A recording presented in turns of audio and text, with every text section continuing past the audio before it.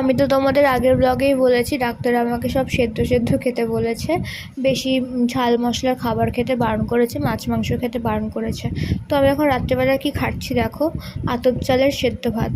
বেশ ভালোই লাগে, কিন্তু খেতে খেতে এখন আর ভালো লাগছে না।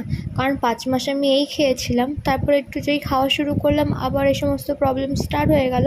তো এখন আবার খেতে হচ্ছে, তো একদমই ভালো লাগছে না। কিন্তু কী করবো বলো, খেতে তো আমাকে হবেই। ওই জন্য এখন আমি বসে বসে এটাই খাচ্ছি আর মুখ চোখ ব্যাকাচ্ছি।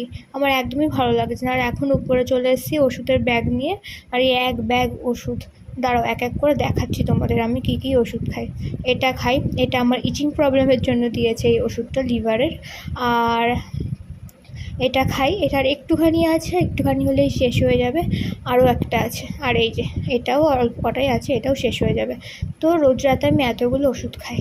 তো চলো আবার কালকে একটা ছোটো মিনি ব্লগ